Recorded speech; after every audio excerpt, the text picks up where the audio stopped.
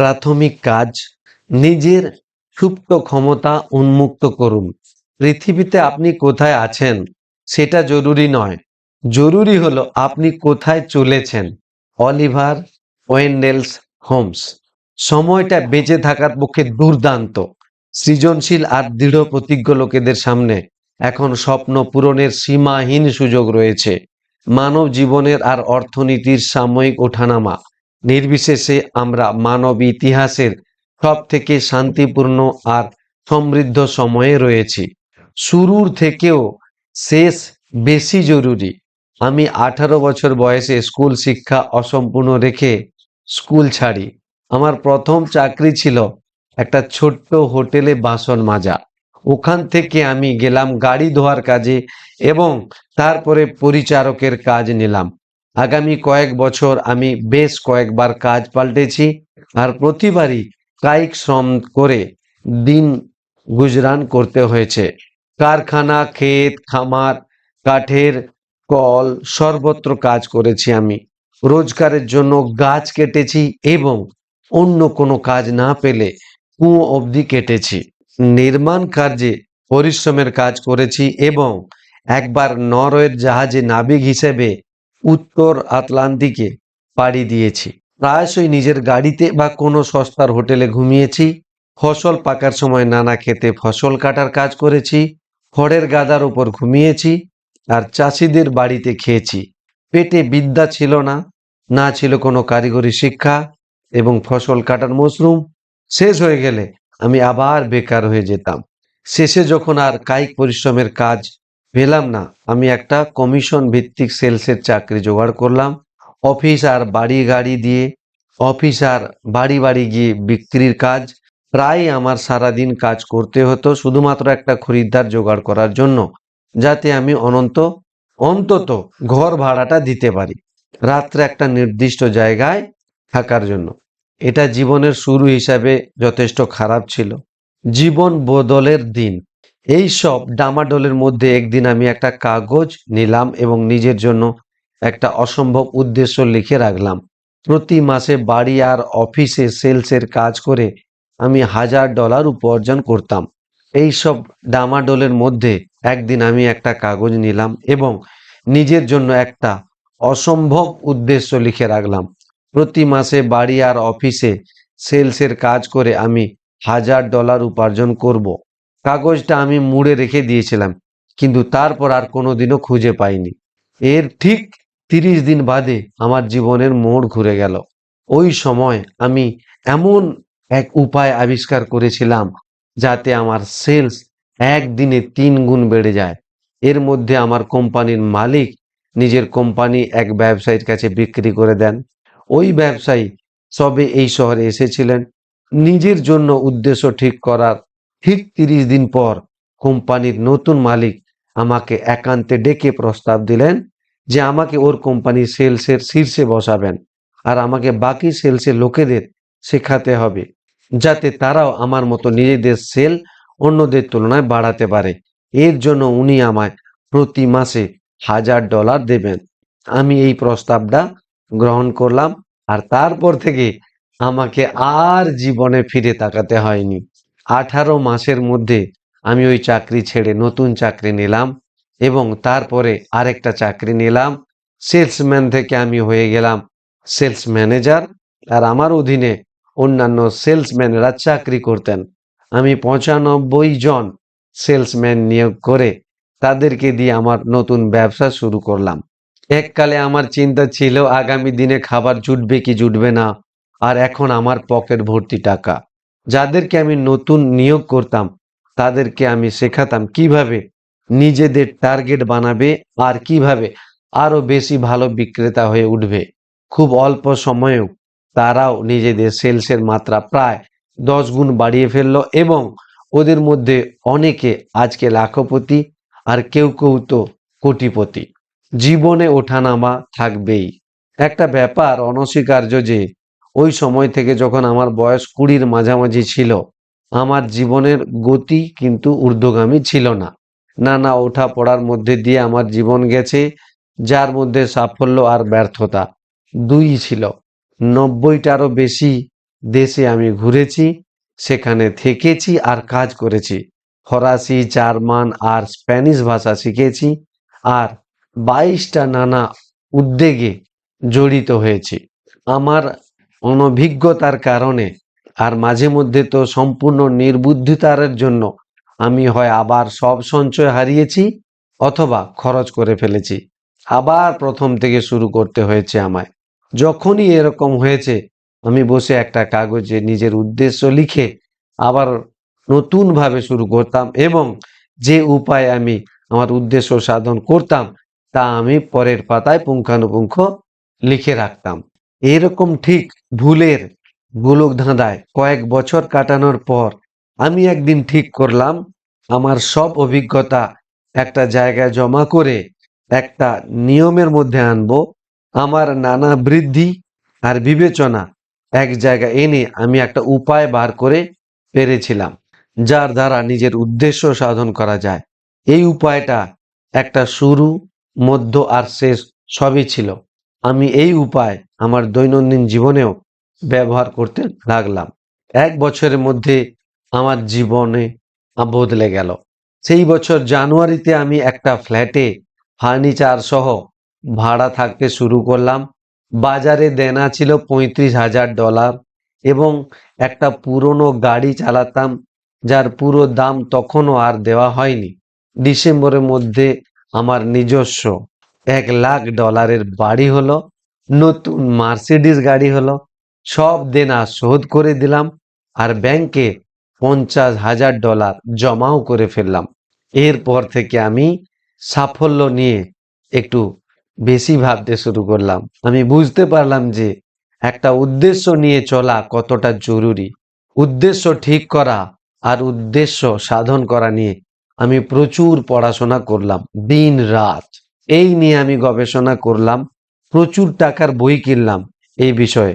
এত পড়াশোনা করে সব থেকে ভালো যে উপায়গুলো পেলাম সেগুলোকে এক জায়গায় জড়ো করলাম এবং একটা সম্পূর্ণ নতুন কায়দা তৈরি করলাম যার দ্বারা উদ্দেশ্য সাধন অত্যন্ত সহজ আর যে উপায় অত্যন্ত কার্যকরী, যে কেউ করতে পারে।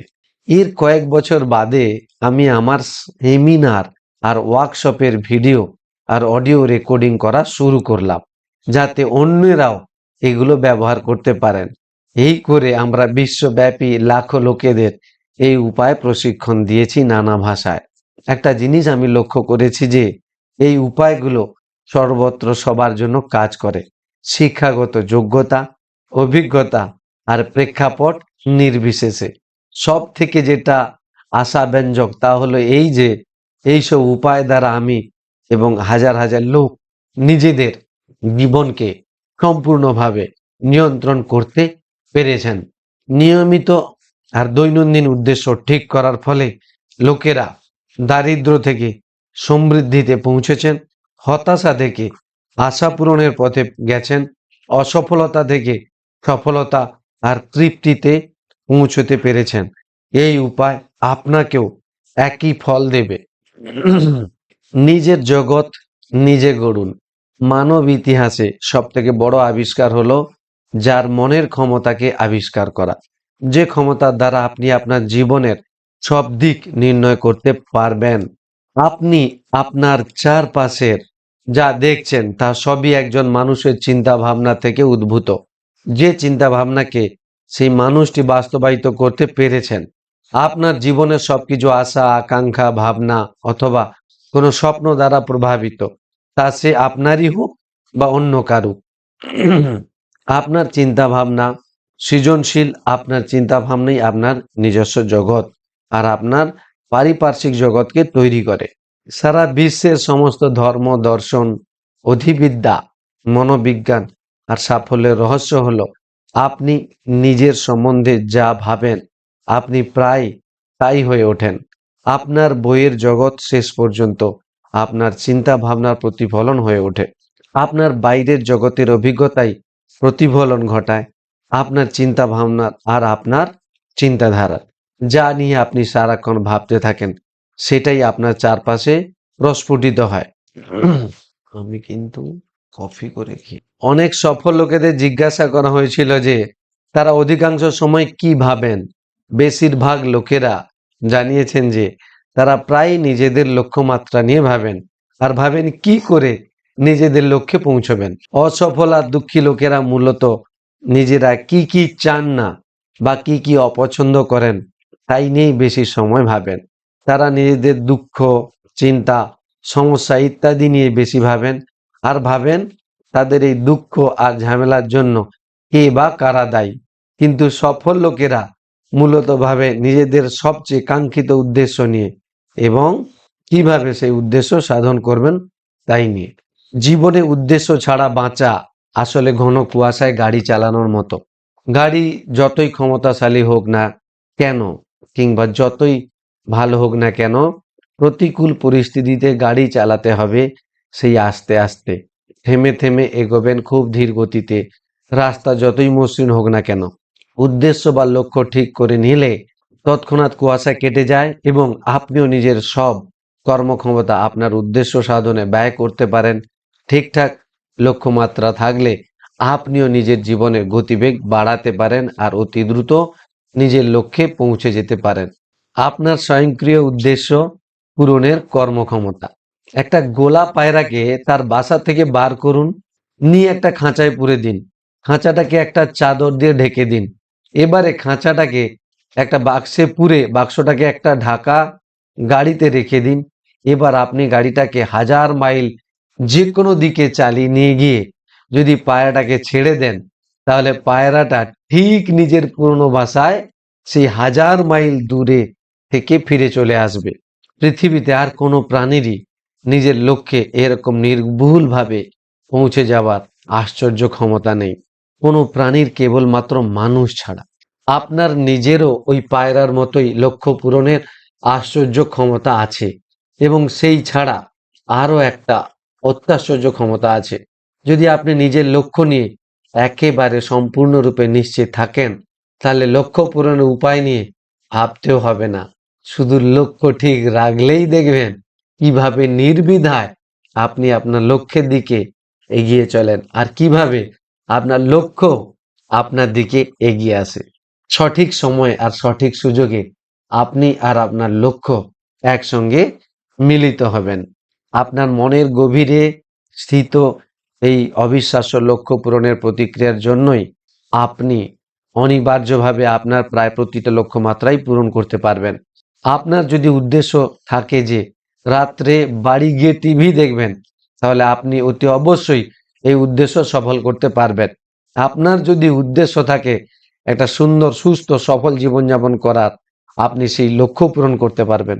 আপনার মনের ক্রিয়া প্রক্রিয়া অনেকটা কম্পিউটারের মতো। একবার একটা লক্ষ্য ঠিক করলেই হলো, আপনার মন সেটাকে পূরণ করতে চাইবে। তখন সেই লক্ষ্যের যে ভালো মন্দ চুলচেরা হিসেব করতে বসবে না। প্রকৃতি আপনার লক্ষ্যের আয়তন নিয়ে চিন্তা করে না।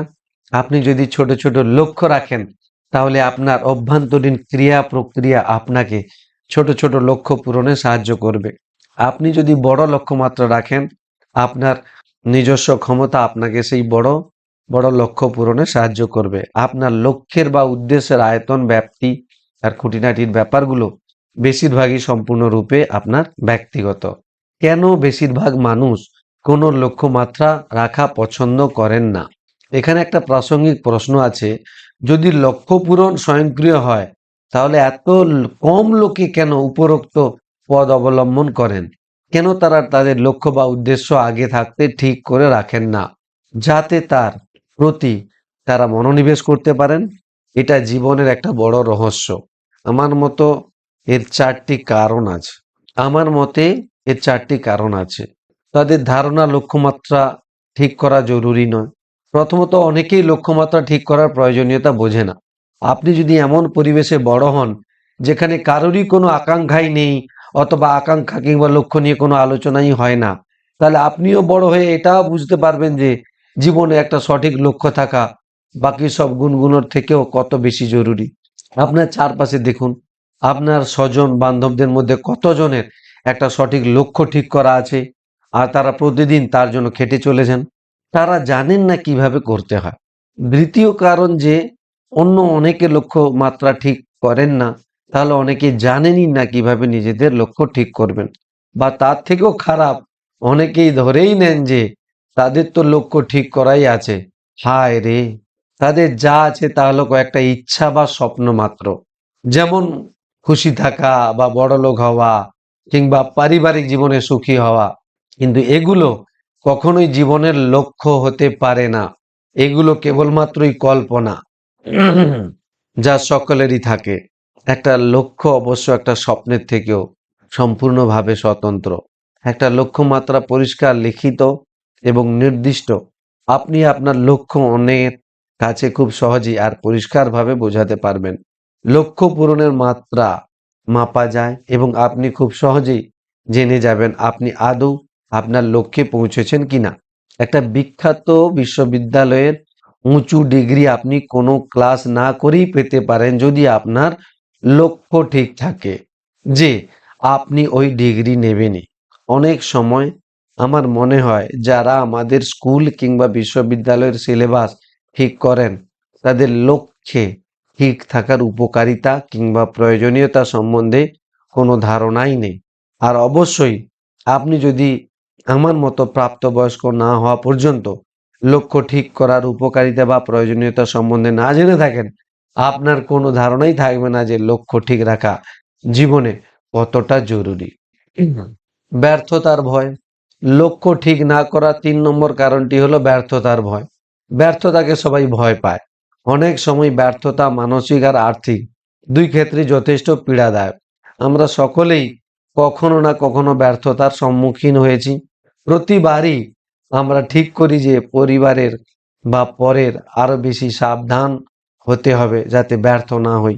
এরপরে অনেকেই অবচেতন মনে নিজের ক্ষতি করেন কোনো নতুন লক্ষ্য ঠিক না করে ব্যর্থতার ভয়ে।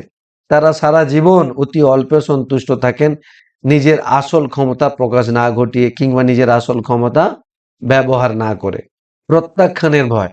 চতুর্থ কারণ এই যে অনেকে লক্ষ্য ঠিক করেন না প্রত্যাখ্যানের ভয়। অনেকে ভয় পান যে তারা যদি কোনো লক্ষ্য ঠিক করেন আর তারপর সেটা পূরণে অপারগ হন, তাহলে অন্যেরা তাদের নিয়ে ঠাট্টা করবে অথবা হেয় করবে। এই কারণেই বুদ্ধিমানেরা বুদ্ধিমান কাজ হলো নিজের লক্ষ্যকে নিজের কাছে লুকিয়ে রাখা আর পাঁচ কান না করা। আপনার সাফল্য অন্যদের দেখতে দিন, কিন্তু আগে থাকতে কাউকে কিছু বলবেন না। অন্যেরা কিছু না জানলে তাতে তো আপনার কোনো ক্ষতি নেই। শীর্ষের ৩% নিজের জায়গা বানান। মার্ক মেক কারমার্ক নিজের বই হার্ভার্ড বিজনেস স্কুলে যা শেখানো হয় নাতে ১৯৭৯ থেকে ১৯৮৯ অবধি করা একটা সমীক্ষার কথা বলেন। ১৯৭৯ সালে হার্ভার্ডের MBA স্নাতকদের জিজ্ঞেস করা হয় তারা কি তাদের ভবিষ্যতের জন্য নির্দিষ্ট লিখিত কোনো লক্ষ্য আর সেই লক্ষ্য পূরণের কোনো পথ ঠিক করে রেখেছেন। সমীক্ষায় দেখা গেল যে স্নাতকদের মধ্যে প্রায় ৩% নিজেদের লক্ষ্য ঠিক করে লিখে রেখেছিলেন। ১৩%-এর লক্ষ্য ছিল কিন্তু সেটা লিখিত ছিল না। ৮৪%-এর তো কোনো লক্ষ্যই ছিল না, স্রেফ পাস করে বেরিয়ে জীবন উপভোগ করার ইচ্ছে ছিল। এক দশক বাদে ১৯৮৯ সালে যখন ওই স্নাতকদের আবার যোগাযোগ করা হয়, দেখা যায় যে ১৩%-এর লক্ষ্য ঠিক ছিল কিন্তু লিখিত ছিল না। তারা গড়ে ওই ৮৪% যাদের কোনো লক্ষ্যই ছিল না দ্বিগুণ উপার্জন করছিলেন। কিন্তু সবশেষে আশ্চর্যের ব্যাপার ছিল ওই ৩% যাদের নির্দিষ্ট আর লিখিত লক্ষ্য ছিল তাদের উপার্জনের পরিমাণ ক্লাসের বাকি ৯৭%-এর থেকেও গড়ে ১০ গুণ বেশি ছিল। কেবলমাত্র একটাই পার্থক্য ছিল যে ওই ৩% প্রথম থেকে নিজের লক্ষ্য নিয়ে নিশ্চিত আর দৃঢ় ছিলেন। আনন্দের জন্য লক্ষ্য ঠিক করতে হবে। আল নাইটেঙ্গেল একবার বলেছিলেন, আনন্দ হচ্ছে একটা সুযোগ্য আদর্শ বা লক্ষ্যের প্রতি ক্রমেই এগিয়ে যাওয়া। আপনি তখনই প্রকৃত অর্থে খুশি হবেন যখন আপনি এমন কিছুর দিকে ক্রমে এগোতে থাকবেন যা আপনার কাছে জরুরি। ভিক্টর ফ্রাঙ্ক লেগো থেরাপির আবিষ্কর্তা ছিলেন, যে মানব জীবনের সবচেয়ে বড় দরকার হলো জীবনে একটা মানে এবং একটা লক্ষ্য খুঁজে পাওয়া। এমন একটা লক্ষ্য যার জন্য মানুষকে খাটতে হবে। জীবনের সঠিক দিশায় এগোতে একটা উদ্দেশ্য বা লক্ষ্য প্রয়োজন। আপনি যতই আপনার লক্ষ্য পূরণের দিকে এগোতে থাকবেন, ততই আপনার আনন্দ বাড়তে থাকবে এবং আপনি আপনার দৃঢ়তাও বাড়বে। আপনার কর্মক্ষমতা আর কর্মপটুতাও বাড়তে থাকবে। আপনি আরো কর্মঠ হয়ে উঠবেন আর আপনার আত্মবিশ্বাসও বাড়বে। আপনি যত আপনার লক্ষ্যের দিকে এগোবেন, আপনার নিজের প্রতি বিশ্বাস বাড়বে এবং আরো বড় চ্যালেঞ্জের সম্মুখীন হওয়ার বিশ্বাস আপনি রাখবেন। আজকের দিনে লোকের আগের থেকেও অত্যন্ত বেশি চিন্তিত ভবিষ্যৎ আর বদল নিয়ে।